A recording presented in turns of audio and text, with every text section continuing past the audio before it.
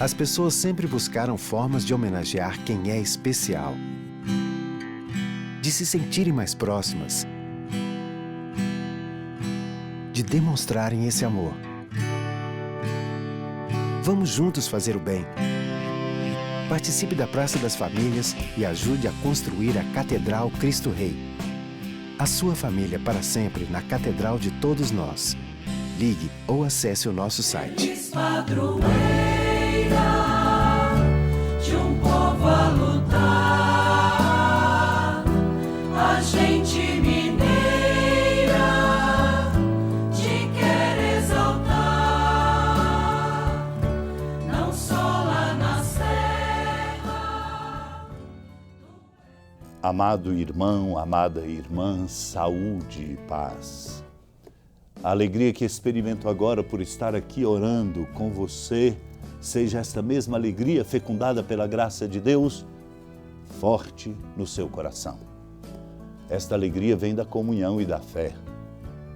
A fé e a comunhão geram em nós uma alegria que dura, mesmo quando estamos vivendo momentos desafiadores existencialmente na nossa família ou no contexto da nossa sociedade. Esta alegria nasce de uma esperança bonita que precisamos fazer frutificar em nós. Esta esperança vem da certeza de que não estamos sozinhos e que Deus está conduzindo tudo, mesmo quando, à semelhança de Jesus, o Filho amado do Pai, passamos por momentos de sofrimento e de dificuldades. Seja para você esse momento, portanto, de fortalecimento da sua fé e da alegria deste caminho. Por isso, vamos escutar agora a palavra santa de Deus que hoje nos interpela. É Deus amorosamente nos convidando para o seu caminho. Naquele tempo, Jesus saiu da sinagoga e foi com Tiago e João para a casa de Simão e André. A sogra de Simão estava de cama com febre e eles logo contaram a Jesus. E ele se aproximou, segurou sua mão e ajudou-a a levantar-se. Então a febre desapareceu e ela começou a servi-los. À tarde, depois do pôr do sol, levaram a Jesus todos os doentes e os possuídos pelo demônio. A cidade inteira se reuniu em frente da casa. Jesus curou muitas pessoas de diversas doenças e expulsou muitos demônios. E não deixava que os demônios falassem, pois sabiam quem ele era. De madrugada, quando ainda estava escuro, Jesus se levantou e foi rezar num lugar deserto. Simão e seus companheiros foram à procura de Jesus. Quando o encontraram, disseram: "Todos estão te procurando." Jesus respondeu: "Vamos a outros lugares, às aldeias da redondeza. Devo pregar também ali, pois foi para isso que eu vim." E andava por toda a Galileia, pregando em suas sinagogas e expulsando os demônios. Amado irmão, amada irmã, nós estamos nestes dias lendo o Evangelho de Marcos no chamado Dia de Cafarnaum. E no dia de hoje, nós vemos Jesus na casa de Simão, curando a sua sogra. Compreendemos a beleza do gesto de Jesus, de tomá-la pela mão e levantá-la. Um levantar que é a devolução da sua competência física e espiritual. Ele é o Senhor que ressuscita.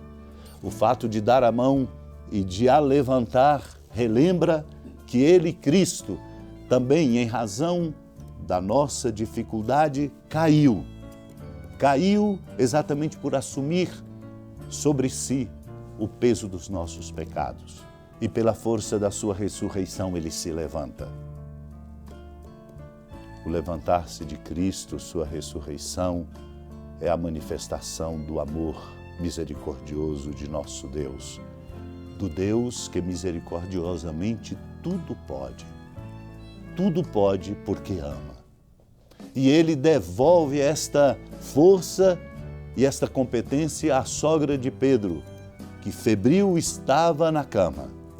exatamente incapacitada de poder fazer o que ela logo retoma e que a define como discípula, porque recebe uma força que vem de dentro dele, Cristo.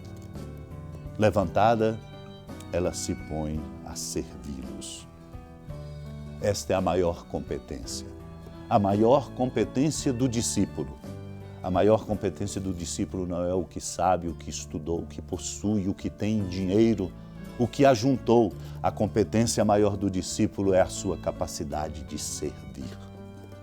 E se todos nós, no nosso discipulado, compreendemos que esta é a maior competência e servimos em tudo, fazendo bem o que fazemos e fazendo, sobretudo, aos outros que precisam, o mundo se abre a um novo tempo, a um novo horizonte. Santo Irineu, um bispo, falando contra as heresias, ele diz, e é uma advertência bonita para nós, ninguém pode conhecer o Pai sem ele, Cristo, o Verbo de Deus, isto é, sem o Filho que o revela.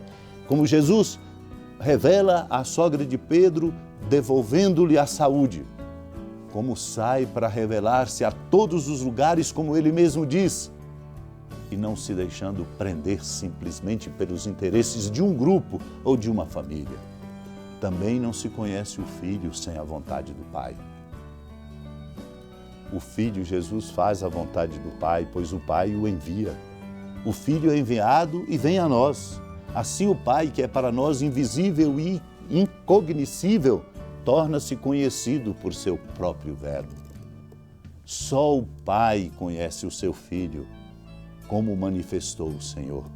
Por isso o Filho, Jesus, nos leva ao conhecimento do Pai mediante a sua própria encarnação. Por isso ele vem para perto de nós, nos toca, a sua graça nos dá a inteireza e nos devolve a competência. Meu irmão, minha irmã, a manifestação do Filho é o conhecimento do Pai. O Pai revelou o Filho para se dar a conhecer a todos por meio dele. Crer nele é viver segundo a sua vontade, pois o Verbo já revela o Deus Criador pela própria criação, pelo mundo Senhor que o construiu, pela criatura plasmada, o artífice que a plasmou, e pelo Filho, o Pai que o gerou, revelando assim, portanto, a força do seu amor. Revelar não se refere apenas ao futuro, como se o Verbo só tivesse começado a revelar o Pai quando nasceu de Maria. De igual modo, no seu Filho Jesus, Deus desceu ao meio dos homens, encarnou e mostrou-se solidário com a humanidade em tudo, como fez com a sogra de Pedro, como fez ao ir em todos os lugares pela Galiléia inteira. Jesus identificava-se com a humanidade, o primogênito de muitos irmãos. Não se contentava em ensinar simplesmente, mas preocupava-se com as multidões, especialmente quando as via famintas sem trabalho. O seu olhar não se fixava apenas nos seres humanos, mas também nos peixes do mar, nas aves do céu, na ervas e nas árvores pequenas e grandes. Abraçava e abraça a criação inteira. Ele vê sem dúvida, mas não se limita a isso, pois toca as pessoas, fala com elas, vai ao seu encontro, age em seu favor e faz bem a quem precisa. Meu irmão, minha irmã, é esse o nosso caminho, porque somos discípulos deste Mestre de misericórdia. Supliquemos juntos de um coração só, lembrando-nos daqueles que nos pedem orações, sobretudo dos enfermos. Supliquemos a graça de sermos estes autênticos discípulos e discípulas tocados pela graça de Deus, para que nós sejamos como Ele, Cristo, misericordiosos no caminho do mundo. Senhora da piedade, Mãe Virgem do Cristo Deus. Lembrai-vos, ó piedosíssima Virgem Maria, que nunca se ouviu dizer que alguém daqueles que, tendo recorrido à vossa proteção, implorado a vossa assistência e reclamado o vosso socorro, tenha sido por vós desamparado.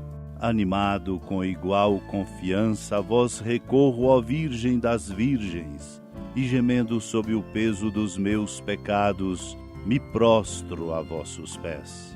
Não desprezeis as minhas súplicas, ó Mãe do Verbo encarnado, mas dignai-vos de as ouvir propícia e de me alcançar o que vos peço. Amém. Feliz padroeira de um povo a lutar, a gente mineira te quer exaltar, não só lá na serra, tu és esplendor de toda esta terra, também és fulgor.